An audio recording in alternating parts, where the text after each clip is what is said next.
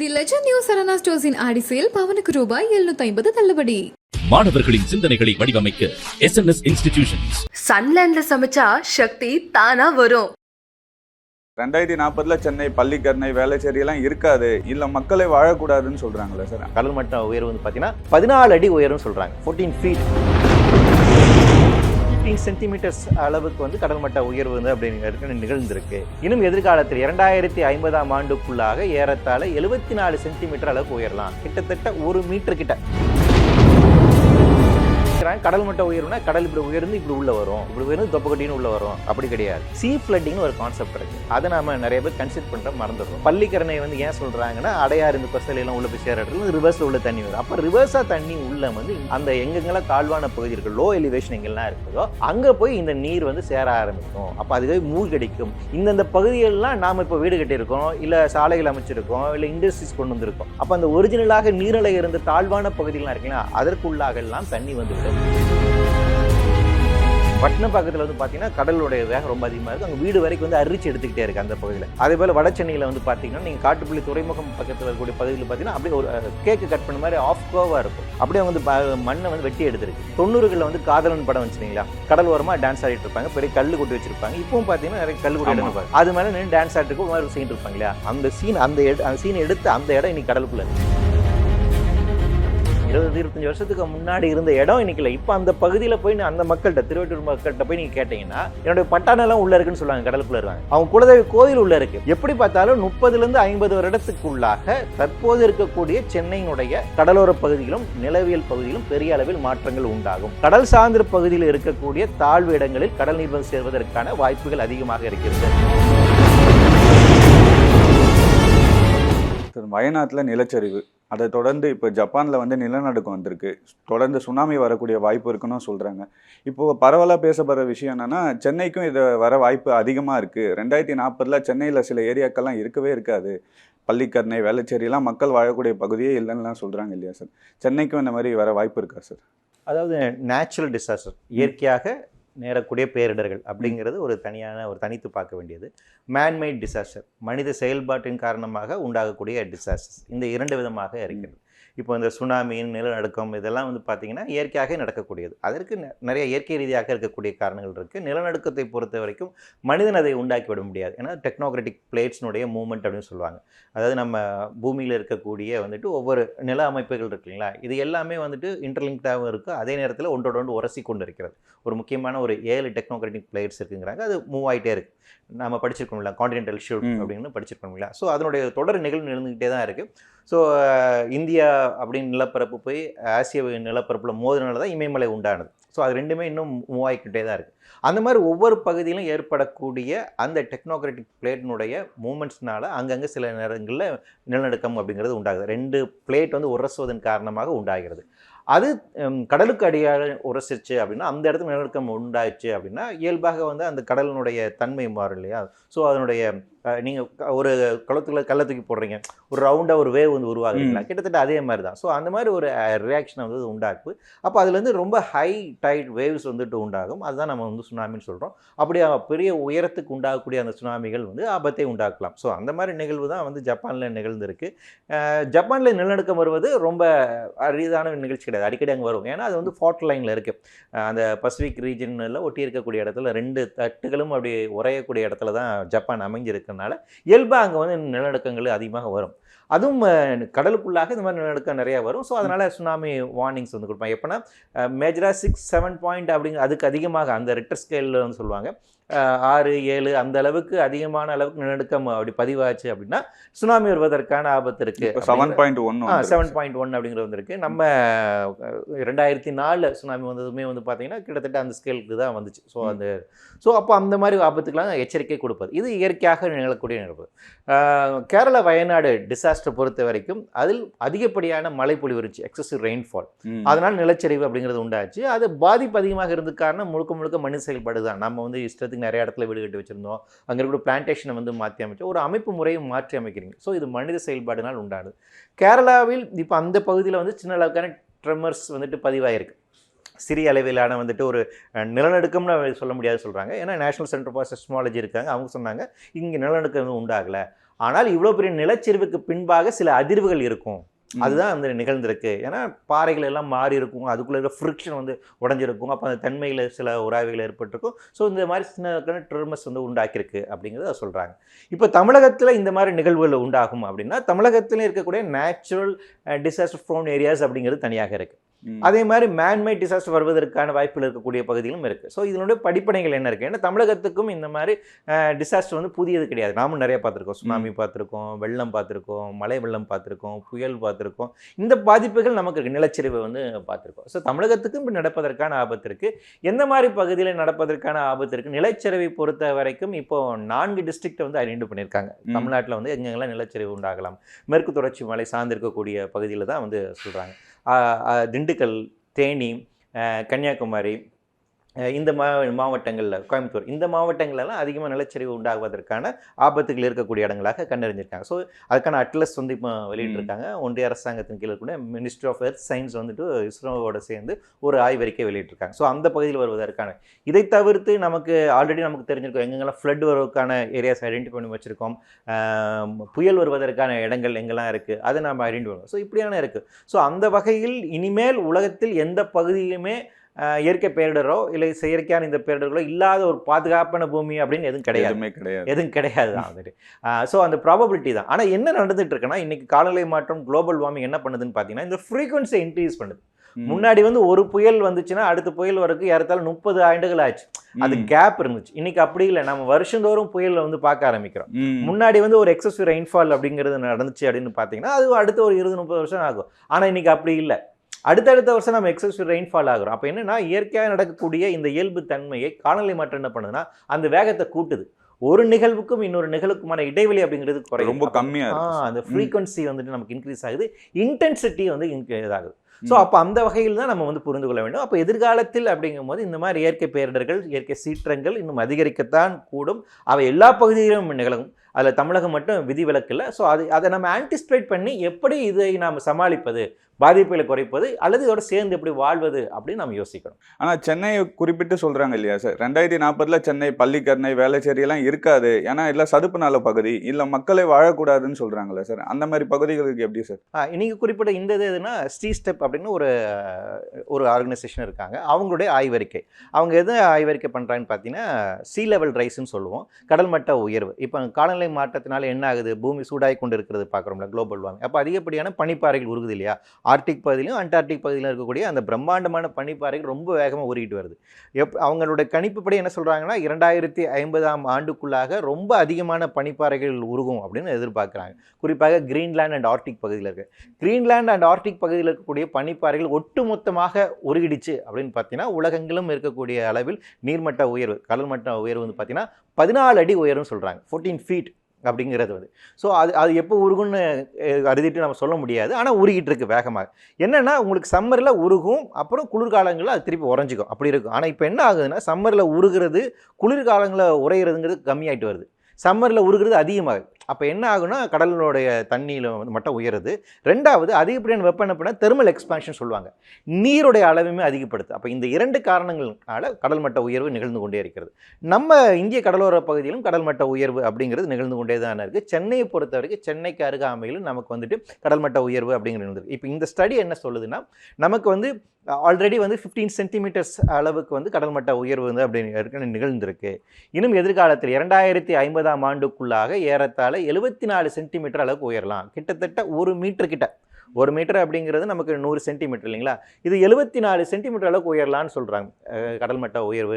அந்த 3 இடங்களை வந்துட்டு தமிழ்நாடு எடுத்துக்கிட்டாங்க, சென்னை எடுத்திருக்காங்க, தூத்துக்குடி அண்ட் கன்னியாகுமரி, இதை மட்டும் தான் எடுத்து ஸ்டடி பண்ணுறாங்க. இந்தியா ஃபுல்லாக இருக்கக்கூடிய first tier cities and second tier சிட்டிஸ்னு 2 கிளாஸிஃபை பண்ணுறாங்க. கொச்சி அப்படிங்கிற திருவனந்தபுரம் இதெல்லாம் வந்து கேரளா எடுத்துக்கிட்டாங்க. இங்கே பொறுத்த வரைக்கும் இந்த 3 தான். சென்னையை பொறுத்த வரைக்கும் அவங்க என்ன சொல்கிறாங்கன்னு பார்த்தீங்கன்னா 73 சென்டிமீட்டர்ஸ் அளவுக்கு உயர்வு இருக்கலாம் 2050குள்ளே.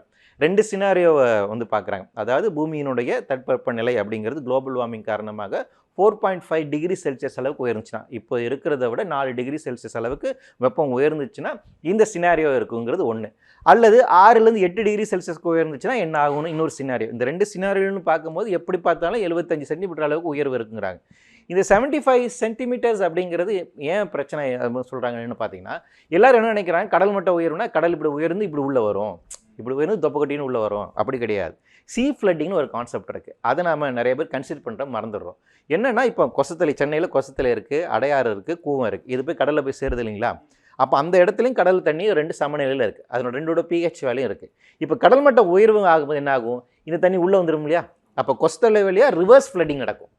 அடையார் மூலமாக ரிவர்ஸ் ஃப்ளட்டிங் நடக்கும், கூவம் மூலமாக ரிவர்ஸ் ஃப்ளட்டிங் நடக்கும். அப்படி வரும்போது தான் அவங்க சொல்கிறாங்க என்னன்னா, அப்போ ஐலாண்ட் கிரவுண்டு நமக்கு இருக்கு இல்லைங்களா, அது போய் கூவம் போய் சேர்ற இடம். அப்போ அந்த வழியாக ரிவர்ஸில் உள்ளே வரும். பள்ளிக்கரணை வந்து ஏன் சொல்கிறாங்கன்னா, அடையார் இந்த கொஸ்தலையெல்லாம் உள்ளே போய் சேர இடத்துல ரிவர்ஸில் உள்ள தண்ணி வரும். அப்போ ரிவர்ஸாக தண்ணி உள்ளே வந்து இங்கெல்லாம் வந்து அந்த எங்கெங்கெல்லாம் தாழ்வான பகுதி இருக்குது, லோ எலிவேஷன் எங்கெல்லாம் இருக்குதோ அங்கே போய் இந்த நீர் வந்து சேர ஆரம்பிக்கும். அப்போ அதுவே மூழ்கடிக்கும். இந்தந்த பகுதிகளெலாம் நாம் இப்போ வீடு கட்டியிருக்கோம், இல்லை சாலைகள் அமைச்சிருக்கோம், இல்லை இண்டஸ்ட்ரீஸ் கொண்டு வந்திருக்கோம் இல்லைங்களா? அப்போ அந்த ஒரிஜினலாக நீர்நிலை இருந்த தாழ்வான பகுதிகள்லாம் இருக்குங்களா, அதற்குள்ளாகலாம் தண்ணி வந்து விடும் அப்படிங்கிறத அவங்க சொல்கிறாங்க. அப்போ இந்த சீ ஃப்ளட்டிங் அப்படிங்கிறதா இங்கே ரொம்ப டேஞ்சரான விஷயம். அது சொல்கிறாங்க. ஏற்கனவே பார்த்தீங்கன்னா சாயில் எரோஷன் சொல்லுவோம், அதாவது வந்துட்டு சி எரோஷன் சொல்லுவோம். அதாவது என்னென்னா, அதிகப்படியான அந்த வேவ்ஸ் வந்து ரொம்ப வேகமாக அடிக்கும் போது அப்படி கடல் மண்ணை அரிச்சு எடுத்துகிட்டு போகும். பட்டினம் பக்கத்தில் வந்து பார்த்தீங்கன்னா கடலுடைய வேகம் ரொம்ப அதிகமாக இருக்கும். அங்கே வீடு வரைக்கும் வந்து அரிச்சு எடுத்துக்கிட்டே இருக்குது அந்த பகுதியில். அதே போல் வட சென்னையில் வந்து பார்த்தீங்கன்னா, நீங்கள் காட்டுப்பள்ளி துறைமுகம் பக்கத்தில் இருக்கக்கூடிய பகுதியில் பார்த்தீங்கன்னா அப்படியே ஒரு கேக்கு கட் பண்ண மாதிரி ஆஃப் கோவாக இருக்கும். அப்படியே வந்து மண்ணை வந்து வெட்டி எடுத்துருக்கு. இன்னும் ரொம்ப சிம்பிளாக உங்களுக்கு புரிஞ்சுக்கிற மாதிரி சொல்லணும்னா, 90களில் வந்து காதலன் படம் வந்துச்சு இல்லைங்களா, அதில் பாலசுப்ரமணியம் பிரபுதேவா வந்து டான்ஸ் ஆடுவாங்க. அந்த ஒரு சீன் உங்களுக்கு நான் நினைக்கிறேன். கடல் ஓரமாக டான்ஸ் ஆடிட்டு இருப்பாங்க, பெரிய கல் கொட்டி வச்சிருப்பாங்க. இப்பவும் பார்த்தீங்கன்னா நிறைய கல் கொட்டி இருப்பாங்க. அது மேலே நின்று டான்ஸ் ஆடிட்டு ஒரு மாதிரி ஒரு சீன் இருப்பாங்க இல்லையா, அந்த சீன் அந்த சீன் எடுத்து அந்த இடம் இன்னைக்கு கடலுக்குள்ள இருக்கு. அந்த அளவுக்கு இன்க்ரீஸ் ஆயிட்டாங்க. இது எப்போ ஒரு 20 வருஷத்துக்கு முன்னாடி இல்லைங்களா, 20-25 வருஷத்துக்கு முன்னாடி இருந்த இடம் இன்னைக்கு இல்லை. இப்போ அந்த பகுதியில் போய் அந்த மக்கள்கிட்ட, திருவட்டூர் மக்கள்கிட்ட போய் நீங்க கேட்டீங்கன்னா, என்னுடைய பட்டாணெல்லாம் உள்ள இருக்குன்னு சொல்லுவாங்க. கடலுக்குள்ள இருக்காங்க. அவங்க குலதெய்வ கோயில் உள்ள இருக்கு. அந்த கிராமத்தையே அவங்க வந்து நகரத்துக்கு கொண்டு வராங்க. ஏன்னா ஒரு இடத்துல மண் அள்ளுறதுனால இன்னொரு இடத்துல வந்து மண் சேருது, ட்ரென்ச்சிங் நடக்குது. இப்போ வந்து மெரினா பீச்சுங்கிறது ஆர்டிஃபிஷியலி உருவானது. ஏன்னா ஆங்கிலேயர்கள் காலகட்டத்தில் துறைமுகத்திற்காக வட சென்னையில் என்ன பண்ணுறாங்க, அவங்க ட்ரென்ச் பண்ணுறாங்க. அந்த மண்ணை எடுக்கும் போது அது இன்னொரு இடத்துல கொண்டு வந்து சேர்க்குது. அப்போ எங்கே நீங்கள் ஆழப்படுத்துறீங்கன்னா இன்னொரு இடத்துல வந்து மண்ணை சேர்க்கும், அதே மாதிரி அரிச்சு எடுக்கும். அப்போ கடல் நீரோட்டங்கிறது மாறிட்டே இருக்குங்களா, இது ஆல்ரெடி நிகழ்ந்துட்டு இருக்கு. கடல் மட்ட உயர்வு இந்த பாதிப்பை இன்னும் அதிகரிக்கும், அதன் மூலமாக சீ ஃப்ளட்டிங் ஆகும். ஸோ இந்த ஆய்வறிக்கை அது மூலம் சொல்கிறது என்னென்னா, 2050க்குள்ளாக சென்னையில் இருக்கக்கூடிய 7% நிலப்பரப்பு அப்படிங்கிறது கடலுக்குள்ளாக போவதற்கான வாய்ப்பு இருக்குது. இந்த சீ ஃப்ளட்டிங்னால பாதிப்பு உள்ளாகிறதுக்கான வாய்ப்பு இருக்குது அப்படிங்கிறது அவங்களுடைய ஸ்டடி. இதே மாதிரி நிறைய ஸ்டடிஸ் வந்துருக்கு. கிளைமேட் சென்டர்னு ஒரு ஆய்வு இருக்கு, அவங்க ஒரு ஸ்டடிஸ் வந்து கொடுத்தாங்க. நம்ம ஐஐடி மெட்ராஸ் இருக்காங்களே, அவங்க ஒரு ஆய்வறிக்கை பண்ணாங்க. அதனுடைய ஆய்வறிக்கையும் கடல் மட்ட உயர்வின் காரணமாக பாதிப்பு உள்ளாகும். ஒன்லி திங் என்னன்னா, எந்த பீரியட்ல இது நடக்கும், இது ரொம்ப அதிகமான அட்வர்ஸ் இம்பாக்ட் எப்போ நடக்கும்னு பார்க்கும்போது, சிலர் வந்துட்டு 2030லேருந்து 50க்குள்ள ப்ரெடிக்ட் பண்றாங்க. சில பேர் என்ன பண்ணாங்க 60லேருந்து 80 அப்படின்னு ப்ரெடிக்ட் பண்றாங்க. எப்படி பார்த்தாலும் 30லேருந்து 50 வருடத்துக்குள்ளாக தற்போது இருக்கக்கூடிய சென்னையினுடைய கடலோர பகுதிகளும் நிலவியல் பகுதிகளும் பெரிய அளவில் மாற்றங்கள் உண்டாகும். கடல் சார்ந்த பகுதியில் இருக்கக்கூடிய தாழ்வு இடங்களில் கடல் நீர் வந்து சேர்வதற்கான வாய்ப்புகள் அதிகமாக இருக்கு. அதற்கான சயின்டிபிக் ஸ்டடீஸ் அப்படிங்கிறது இப்போது நம்ம கிட்ட இருக்கு. இது குறித்தாக இன்னும் நாம நிறைய ஆய்வு மேற்கொள்ள வேண்டிய ஒரு தேவை இருக்கு. சப்போஸ் நடந்துச்சுன்னா எப்படி இருக்கும் சார்? ஏன்னா அவ்வளோ மக்கள் இருக்காங்க அங்கே, எல்லாருமே சொந்தமாக காசு போட்டு இடம் வாங்கி வீடு கட்டியிருப்பாங்க. இதெல்லாம் எப்படி சார்? இல்லை, அது பெரிய ஒரு கயோட்டிக்கான ஒரு சிச்சுவேஷனாக தான் இருக்கும். அதனால இப்போ என்னென்னா, உங்களுக்கு ஒரே நாள் வந்து உயர்ந்துடாது. இப்போ என்னென்னா, வருஷத்துக்கு ஒரு 10 சென்டிமீட்டர் அளவுக்கு தண்ணி உயருதுல, கொஞ்சம் கொஞ்சமாக கிராஜுவலாக அது வந்துட்டு இருக்கு. கடல்மட்ட உயர்வாக இருக்கட்டும், ஹீட் வேவ்ஸாக இருக்கும், இதெல்லாம் நம்ம கண்ணுக்கு தெரியாமல் நிகழக்கூடியது. இப்போ நமக்கு வந்து புயல் அப்படின்னு பார்க்குறோம், மழை வெள்ளம் நமக்கு தெரியுது, பாதிப்பு தெரியுது, உடனே நம்ம ரியாக்ட் பண்ணுறோம். ஆனால் வெயில் அதிகமாகிடுச்சு, அதுக்கு எப்படி ரியாக்ட் பண்ணணும் நமக்கு வந்து தெரியல இல்லையா? கடல்மட்ட உயர்வு எங்கே எனக்கு தண்ணி கொஞ்சம் கொஞ்சமாக உயர்ந்துட்டு இருக்கு அப்படிங்கிறது நம்மளை டெய்லி அதாவது அனலைஸ் பண்ண முடியாதுங்களா? அப்போ கொஞ்சமாக லேண்ட் உள்ள போயிட்டு இருக்குங்களா? ஆல்ரெடி நம்ம வந்து thousands of acres of land கடலோரத்தை இழந்திருக்கோம். ஏறத்தாழ வந்துட்டு நம்ம கடந்த காலங்களில் 1400 ஏக்கர் அளவிலான நிலங்கள் கடலுக்குள்ள போயிருக்கு. கல்ஃப் ஆஃப் மன்னார், நம்ம தூத்துக்குடி பக்கத்தில் இருக்கக்கூடிய ராமேஸ்வரம் பக்கத்தில் கல்ஃப் ஆஃப் மன்னார் இருக்குங்களா, அதில் 11 குட்டி தீவுகள் இருக்கு. அதில் ஒரு தீவு ஆல்ரெடி மூழ்கிருச்சு, பூவரசன் பட்டிங்கிற தீவு மூழ்கிருச்சு. அப்போ கடல்மட்ட உயர்வினுடைய பாதிப்பு கடந்த 20-30 ஆண்டுகளை நம்ம ஆல்ரெடி சந்திக்க ஆரம்பிச்சிட்டோம். ஏற்கனவே நிறைய நிலப்பரப்புகள் நம்ம இழந்திருக்கோம். இது வந்து கொஞ்சம் கொஞ்சமாக கிராஜுவலாக இருக்கும். அப்போ என்ன ஆகுதுன்னா, இது வந்து ஒரு ஃபைன் டே வந்து நடக்காது. அப்போ இப்போ பட்டினப்பாக்கத்தில் இருக்க மாதிரி சில பேரோட வீடு ஒரு 100 வீடு மொத்தமாக திடீர்னு போகும். அப்போ வந்து நிச்சயமாக இது ஒரு கயட்டிக் சிச்சுவேஷன்ஸ் வந்து உண்டாக்கும். அப்போ அதனால தான் நம்ம என்ன சொல்கிறேன்னா, இப்போ 3rd மாஸ்டர் பிளான் ரெடி பண்ணிட்டு இருக்காங்க, சென்னையினுடைய 3rd மாஸ்டர் பிளான். அந்த மாஸ்டர் பிளானில் இந்த மாதிரி வர்னபிலிட்டி ஏரியாஸாக கண்டறிங்க, இதெல்லாம் பாதிப்பு இல்லாத இடமா இருக்குது, அது கண்டறிந்து அந்த இடங்கள் என்ன மாதிரி கட்டுமானங்களை கொண்டு வருது என்பதற்கான ப்ரிகாஷனரி ஸ்டெப்ஸ் நம்ம எடுக்கணும். அது எடுக்க தவறிட்டோம் அப்படின்னா நிச்சயமாக இது வந்து மக்களிடையே மிகப்பெரிய முரண்பாடுகளை உண்டாக்கலாம், அண்டர்ஸ்டன்ஸ் உண்டாக்கலாம், ஒரு கயட்டிக் சிச்சுவேஷன் உண்டாக்கலாம். அதனால் என்ன, பொது அமைதிக்கு நிச்சயமாக இது ஒரு ஆபத்தை விளைவிக்கும். இது நாம கண்டுக்காம அப்படியே விட்டுட்டோம்னா. அதனால இது கட்டுப்படுத்த வேண்டிய தேவை அப்படிங்கிறது அரசிடம் இருக்கு. மக்கள் எந்த அளவுக்கு கவனமா இருக்கணும் சார் இந்த மாதிரி விஷயங்கள்ல? இல்லை, மக்கள்கிட்ட பொறுத்த வரைக்கும் கவனமாக இருக்கிறதுங்கிறத விட இது புரிந்து கொண்டு நம்மளோட நம்மளோட பிரதிநிதிகிட்ட வந்து பார்த்தீங்கன்னா இது குறித்தான கோரிக்கைகள் முன்வைக்க தேவை இருக்குது. ஏன்னா பீப்புள்ஸ் ரெப்ரஸன்டேட்டிவோட அவங்களோட கடமை என்னென்னா மக்களை பாதுகாப்பது வேண்டியது இல்லை. அப்போ நம்ம வந்து நம்மளுடைய வாக்கரசியல் சார்ந்து கூட பிரச்சனையாக இருக்கணும். நம்ம ஒட்டுமொத்த குளோபல் வார்மிங் நிறுத்துங்க, கிளைமேட் சேஞ்ச் நிறுத்துங்க நான் என்னோட பகுதியில் கேட்க முடியாது. ஆனால் என் பகுதியில் இந்த பிரச்சனை இருக்குது, என் பகுதியில் கடல் நீர் உள்ளே வருதுப்பா, அப்போ அது தடுக்கிறதுக்கு என்ன நடவடிக்கை வச்சுருக்கீங்க? என் பகுதியில் அதிகமாக வந்து புயல் பாதிப்பு அதிகமாக இருக்குது, என்னோட பகுதியில் மண் போய்கிட்டே இருக்குது, அப்போ இதை வந்து பாதுகாக்கிறதுக்கு என்ன பண்ணுறீங்க அப்படிங்கிற கேள்வியை நம்ம கேட்கணும். நாம் வந்து இப்போ ரேஷன் கடையில் ஒழுங்காக வந்து அரிசி போடலை, சக்கரை போடலை, இதை வந்து நம்ம ஒரு கோரிக்கையாக டிமாண்ட் வைக்கணும்ல, வேலை வாய்ப்பு கிடைக்கலங்கிற ஒரு டிமாண்ட் வைக்கணும்ல. அதே மாதிரி நம்முடைய வாழ்வியல் சார்ந்திருக்கக்கூடிய வாழ்நிலை உறுதி செய்வதற்கான வேலைகளை அரசு செய்வதை நாம் உறுதிப்படுத்த வேண்டும். ஸோ அப்போ அந்த கோரிக்கைகளை நம்ம வந்து வைக்கணும் நம்மளோட பிரதிநிதிகளிடம். அவர்களை வச்சு நீங்கள் அரசு ஒரு அந்த குறிப்பாக வேளச்சேரி, பள்ளிக்கரணை அந்த ஏரியாவை மட்டுமே குறிப்பிட்டு சொல்கிறாங்க இல்லையா சார்? ஏன்னா வேளச்சேரி ஏன் சொல்கிறாங்கன்னா, வேளச்சேரி ஆல்ரெடி மார்ஷ்லேண்ட் அதிகமாக இருந்த ஒரு பகுதி. அது எலிவேஷன் வைஸ் வந்து லோ ஏரியாவாக இருந்தது. அது வந்து என்னன்னா, அது வந்து ஒரு வாட்டர் ஷெட் ஏரியா, நீரியல் சார்ந்து இருக்கக்கூடிய பகுதி. அதனால அங்க எப்பவுமே தண்ணி தேங்க தான் செய்யும். ஏன்னா அந்த அமைப்பு முறை அப்படியாக இருக்கு. இப்ப அந்த இடத்துல நம்ம மிகப்பெரிய கட்டுமானங்கள் கொண்டு வந்திருக்கோம். அப்ப அது ஆபத்தானது. அது மட்டும் இல்ல, ஈசிஆர் ஆபத்தானது, வடசென்னை ஆபத்தானது. இப்போ இந்த வடசென்னை பொறுத்த வரைக்கும் அந்த ஐலாண்ட் கிரவுண்ட், அது சுத்தி கூட போர்ட், இதெல்லாம் ஆபத்து சொன்னாங்க. சென்னை சென்ட்ரல் பொறுத்த வரைக்கும் ஹைகோர்ட் வரைக்குமே பாதிப்பு இருக்குன்னு சொன்னாங்க. ஹார்பர், ஆமா. அதே மாதிரி புலிக்கேட் ஏரியா, அந்த அந்த பகுதி, அந்த சார்ந்து இருக்கக்கூடிய முகத்துவர பகுதி இருக்கு இல்லைங்களா, அந்த கடல் நீரும் நன்னீரும் சேரக்கூடிய அந்த முகத்துவர பகுதிகள், அந்த இந்த இடங்கள்லாம் இருக்கலாம், இந்த இன்ஸ்டிடியூஷன் சொல்லக்கூடிய இந்த பேக் வாட்டர் ஏரியாஸ், இந்த ஏரியா எல்லாமே பிரச்சனைக்குரிய ஏரியா தான். இது எல்லாமே ஆபத்தாக இருக்கக்கூடிய ஒரு இதெல்லாம் இதெல்லாம் வந்து ஹைலி வர்னபிள் ஏரியா. ஸோ இதை கண்டறிந்து பாதுகாக்க வேண்டிய ஒரு தேவை அப்படிங்கிறது நிச்சயமாக. அப்போ அந்த பகுதி மக்கள் இது குறித்தான ஒரு அவேர்னஸ் அப்படிங்கிறது வேணும். எனக்கு இதுக்கான ப்ராப்பர் அசஸ்மெண்ட். இப்போ நம்ம இந்த அசஸ்மெண்ட் எல்லாமே ரொம்ப மேக்ரோ லெவல் பண்ணுது, நம்ம மைக்ரோ லெவல் ஸ்டடிஸ் வந்து பண்ணல. அங்கே இருக்கக்கூடிய ஃபிசிக்கலாக அதெல்லாம் வெரிஃபை பண்ணி இன்ச் பை இன்ச்சாக நம்ம ஆய்வுக்கு உட்படுத்தி அதெல்லாம் கன்ஃபார்ம் பண்ண வேண்டிய தேவை இருக்குது. இப்படியான ஆய்வுகளை நம்ம வந்து அதிகப்படுத்த வேண்டிய ஒரு தேவை இருக்குது. இது மக்கள் நேர்வாக செய்ய வேண்டிய தேவை. அது மூலமாக தான் நம்மளை வந்து பாதுகாத்துக் கொள்ள முடியும். அதே மாதிரி பார்த்தீங்கன்னா, இப்போ சென்னையை பொறுத்த வரைக்கும் பார்த்தீங்கன்னா, டிசம்பர் வந்தாலே ஏதாச்சும் ஒரு டிசாஸ்டர் வரும் அப்படின்ற ஒரு பயம் எல்லாருக்குமே இருக்கு. இந்த வாட்டியும் சென்னைக்கு அந்த மாதிரி ஏதாச்சும் வர வாய்ப்பு இருக்கா சார்? இல்லை, நம்ம டிசாஸ்டர் அப்படின்னா அதை நம்ம முன்னாடி சொன்ன மாதிரி டிசாஸ்டரை பொறுத்த வரைக்கும் நமக்கு மழை, வெள்ளம், புயல் இதுதான் நினைக்கிறோம். ஹீட் வேவ்ஸுமே பெரிய டிசாஸ்டர் தான். நீங்கள் நினச்சி பாருங்க, இந்த எலெக்ஷன் நடந்துச்சு இல்லைங்களா, எலெக்ஷன் ஆஃபீஸர் 23 பேர் செத்து போனாங்க இல்லையா, அப்போ அது டிசாஸ்டர் இல்லையா? ஏறத்தாழ 45 பேர் இந்த அதிகமான ஹீட் ஸ்ட்ரோக்லாம் இறந்துருக்காங்க. இன்னும் சொல்ல போனால் தமிழகத்தில் எத்தனை பேர் இறந்தாங்கன்னு நமக்கு டேட்டா கிடையாது. ஏன் அப்படின்னா, இங்கே இந்த மாதிரி ஹீட் ஸ்ட்ரோக்னால இறந்து போகிறாங்கிறத பதிவு செய்யறது கிடையாது. கார்டியாக் அரெஸ்ட் தான் இது பண்ணுறாங்க. ஆனால் அந்த கார்டியாக் அரெஸ்ட் வந்து தூண்டினது எது? ஹீட் வேவ்ஸ் தான். இப்போ நம்ம தெர்மல் டிஸ்கம்ஃபர்ட்னஸ்னு சொல்கிறாங்க. அதாவது என்னென்னா, இப்போ நைட் நேரம் தூங்க முடியாமல் இருக்கும், ரொம்ப வெக்கையாக இருக்குன்னு நம்ம சொல்லுவோம், டீஹைட்ரேட் ஆகிறோம்.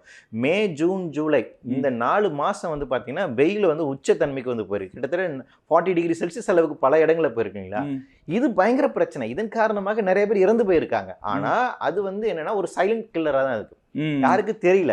ஏன்னா எல்லாமே கார்டியாக் அரெஸ்ட் தான். ஏதோ தெரியலப்பா, நெஞ்சு வரையும் சொன்னாருப்பா, நைட் இறந்து போயிட்டாருப்பா, அப்படின்னு அதை பற்றி பேசுறோம் இல்லையா. அப்போ வெயில் இதோட பெரிய பிரச்சனை. வெயில் ஆல்ரெடி கொண்டிருக்கு. அப்போ என்னன்னா, ஆல்ரெடி நாம பேரிடருக்குள்ளாக தான் வாழ்ந்து கொண்டிருக்கிறோம். நம்மளுடைய புதிய நார்மல்சி அப்படிங்கிறது இது அபோவ் நார்மல் தான். அதிகப்படியான வெப்பத்தோடு தான் வாழ்ந்து கொண்டிருக்கிறோம். ஆல்ரெடி ஒரு டிசாஸ்டருக்குள்ள தான் வாழ்ந்துட்டு இருக்கோம். அப்போ உங்களுக்கு வெறும் டிசம்பர் மழை மட்டும் நமக்கு பிரச்சனையா இருக்கக்கூடாது. மீதி இருக்கக்கூடிய 10 மாதங்களும் நமக்கு சவாலானது தான். இந்த 10 மாதங்கள் அதிகமான வெயில் இருக்கும். அதில் நீங்கள் எப்படி உணவு உற்பத்தி செய்ய போறீங்கன்னு ஒரு கேள்வி இருக்கு. ஸோ அந்த டிசாஸ்டர் இருக்கு. அதோடு இப்போ நமக்கு இந்த மழைப்பொழிவு காலகட்டத்தில் அதிகப்படியான மழைப்பொழிவு வரும். அதுக்கப்புறம் டிசம்பர் குளிர் இன்னும் அதிகமாக இருக்கும். அக்டோபர், நவம்பர் மழை எந்த அளவுக்கு கொடுமையாக இருக்குமோ அதே அளவுக்கு குளிருமே நமக்கு அதிகம். அப்போ இந்த 3 சீசனுமே எடுத்துக்கிட்டிங்கன்னா அதோட எக்ஸ்ட்ரீம் தன்மையில் தான் இருக்கும். அப்போ 10 மாதம் உங்களுக்கு வெயில் அதிகமாக இருக்கும், 2 மாதம் வந்து உங்களுக்கு மழை வந்து ரொம்ப அதிகமாக இருக்கும், 1 மாதம் குளிர் அதிகமாக இருக்கும். அப்போ இந்த 12 மாதமே உங்களுக்கு இப்படி தான் இருக்க போகுது. இதுதான் நியூ நார்மல்சி. இதில் நம்ம கண்ணுக்கு தெரிந்த இந்த மழை வெள்ள பயம், அபாயம், பாதிப்பு அப்படிங்கிறத நம்ம இருக்க ஒழிய நம்ம வெயிலுக்கு நம்ம வந்து இன்னும் அதுக்கான ஒரு கவனத்தை கொடுக்கலன்னு நினைக்கிறேன். 2020 மெக்கன்ஸ்லி இன்ஸ்டியூட் வந்து ஒரு ஆய்வறிக்கை தந்தாங்க. ம். அந்த ஆய்வறிக்கை என்ன சொல்லுதுன்னா 2030 ஆண்டுக்கு பின்பாக இந்தியாவில் ஏசி இல்லாமல் வாழ்வது என்பது மிக சவாலாக மாறிடுன்னு சொல்றாங்க. ஏன்னா டெம்பரேச்சர் அப்படிங்கிற இன்க்ரீஸ் ஆகி இன்னைக்கு இந்த டெம்பரேச்சர் இப்போ சென்னையினுடைய டெம்பரேச்சர் ஆம்பியன்ட் டெம்பரேச்சர் 10 வருடங்களுக்கு முன்னாடி 32 டிகிரி செல்சியஸ் தான். இப்போ அது 36 ஆயிடுச்சு. ஏறத்தாழ 4 டிகிரி செல்சியஸ் இன்க்ரீஸ் இருக்கு. இன்னும் எதிர்காலத்துல வந்து பாத்தீங்கன்னா அடுத்து 10-15 ஆண்டுகள்ல அது 39 வரைக்கும் போகும். அப்போ உங்களுக்கு சென்னையோட சராசரி வெயிலுங்கிறது 39 டிகிரி செல்சியஸா இருக்கும். காலையில எந்திரிச்சு நீங்க வீட்டு விட்டு வெளியே வந்து 8 மணிக்கு உச்சி வெயில் அடிச்சா என்ன வெயில் இருக்கும் அந்த தன்மையை பார்க்க போறீங்க. 8 மணிக்கு பார்க்க போறீங்க. நினைச்சு பாருங்க, வெளியே வந்து காலையில் 8 மணிக்கு 38 டிகிரி செல்சியஸ் வெயில்னா உங்களுக்கு எப்படி இருக்கும்? 12 மணிக்கு அது வந்து 40-41 வரைக்கும் போகும், 42 வரைக்கும் போகலாம். அப்போ இந்த இதுதான் உங்களுடைய இருக்கு. அப்போ இந்த கிராஜுவலா இந்த ஹீட் வந்து இன்க்ரீஸ் ஆக தான் வந்து போகுது அப்படிங்கிறது இருக்கு. அப்போ என்னன்னா இதுதான் நம்மளுடைய நார்மல்சி. அப்போ நாம் இது நாள் வரைக்கும் கணித்து வைத்திருக்கக்கூடிய இயற்கை இயல்பு என்பது மாறிவிட்டது, எல்லாமே மாறிடுச்சு. இது வந்து ஆடி மாசம், ஆடி பட்டம் தேடி விதைக்கணும்னு ஒரு பழமொழி இருக்கு. இந்த பழமொழி எப்ப யார் சொன்னாங்கன்னு யாருக்கா தெரியுமா? குறைஞ்சபட்சம் ஒரு 1000 வருஷத்தினுடைய கணிப்பு தானே இந்த ஒரு பழமொழி, இல்லைங்களா? 1000 வருஷமா தமிழ்நாட்டில் வந்து நிலவியல் அமைப்பு எப்படி இருக்கு, எப்போ மழை பொழியும், அதன் அடிப்படையில இருந்து எல்லாம் விவசாயம் பண்றாங்க. ஏன்னா எல்லா பகுதியிலுமே இதை வந்து பண்றாங்க. ஆடி மாசம் நம்ம விதைக்கணும் அப்படிங்கிறது பரவலாக இருக்கு. அப்போ என்னன்னா மான்சூன் எல்லா பகுதியிலும் ஒரு நிலைமையில இருந்திருக்கு. அப்பெல்லாம் ஒரு வெயில் காலம் மழை காலம் தனியா இருக்கும் இல்லையா சார்? இப்போ அப்நார்மலா இப்போ திடீர்னு மழை பெய்யுது, திடீர்னு வெயில் அடிக்குது. எக்ஸாக்ட்லி. அப்போ என்னன்னா உங்களுக்கு அப்போ வந்து நமக்கு வந்து ஒரு 1000 வருஷம் 2000 வருஷம் நமக்கு வந்து ஒரு கணிப்பு இருந்துச்சு இல்லையா? அந்த கணிப்பு நமக்கு வந்து இல்ல. அப்போ 1000 வருஷமாக இருந்த ஒரு அமைப்பு முறை மாறிடுச்சுங்கிறதனுடைய பிரதிபலிப்பு தான் இது வந்து. அப்ப என்ன ஆகுதுன்னா ஆடி மாசம் முன்னாடி இருந்த மாதிரி இருக்காது, மார்கழி முன்னாடி இருந்தது மாதிரி இருக்காது. இந்த நீங்க நம்ம தமிழ் மாசத்தெல்லாம் எடுத்துக்கிட்டு அந்த ஒவ்வொரு காலத்தினோட பீரியட் எப்படி இருக்குன்னு அதுக்கேற்ற மாதிரி தான் நம்ம வாழ்வியல் இருக்கும். இனிமே திரும்ப எல்லாமே கொண்டு வரணுமா சார்? இப்போ என்னன்னா இந்த கணிப்பை நீங்க வந்து ஒரு நாள்ல பண்ணிட முடியாது. இதுக்கு ஒரு 10 வருஷம் ஆகலாம், 20 வருஷம் ஆகலாம், 30 வருஷம் ஆகலாம். ஆனா என்ன பிரச்சனைன்னா நீங்க குளோபல் முன்னாடி கடந்த 10,000 வருடங்களாக பூமியினுடைய சராசரி வெப்பநிலைங்கிற ஒரு சமநிலையில் இருந்துச்சு. 13 டிகிரி செல்சியஸ் சமமா இருந்துச்சு. அந்த 10,000 இயர்ஸ் ஒரு சமமான நிலையில் இருந்ததுனால ஒரு 1000 விவசாயம் கண்டுபிடிக்கப்பட்டு 10,000 வருஷம் ஆச்சு. அப்போ குறைஞ்சபட்சம் தமிழகத்தில் பொறுத்த வரைக்கும் நமக்கு கீழடி போன்ற இந்த ஆய்வுகளின் அடிப்படையிலிருந்து பார்த்தீங்கன்னா நம்முடைய நாகரிகம் தோன்றி ஏறத்தாழ 3000 5000 வருடங்கள் ஆயிருக்கலாம்னு வச்சுக்கலாம். தோராயமாக நான் வந்து சொல்றேன். ஏன்னா தொல்காப்பியங்கிறது 3000 வருடம் பழமையானதுன்னு சொல்றாங்க. சிந்து சமய நிலைக்கும் இண்டஸ் வேலி சிவிலைசேஷனுக்கும் நமக்கு தொடர்பு இருக்கு அப்படின்னு நம்ம வந்து பேசுறோம். எப்படி பார்த்தாலும் ஒரு 3000 5000 வருடங்கள் பழமையான நாகரிகம். நம்மளுடைய நாகரிகத்தை பொறுத்த வரைக்கும் விவசாயம் பண்ணுவதற்கான ஒரு காலகட்டம் இருந்துச்சு. ஸோ இந்த லாஸ்ட் 10,000 இயர்ஸா பூமி ஒரு பேலன்ஸ்டாக இருந்ததுனால அதை கணித்து அதன் அடிப்படையில் நம்மளுடைய வாழ்வியல் அமைத்து வச்சிருக்கிறோம். இப்போ இந்த 10,000 வருஷத்துக்கு இருந்த நிலைமை வந்து மாறுகின்றது. இது ஒரு இடத்துல போய் நிக்குமான்னு கேட்டீங்கன்னா கிடையாது. இது இன்க்ரீஸ் ஆகிட்டே போகுது. பிரச்சனை அதுதான். குளோபல் வார்மிங் வந்துட்டு ஒரு கட்டத்தில் நிக்க போறதில்ல. 2030 ஆண்டுக்குள்ள பூமியோட சராசரி வெப்பம் 1.5 டிகிரி செல்சியஸ் உயரப்போகுது. 2050 அது 2 டிகிரி செல்சியஸா உயரப்போகுது.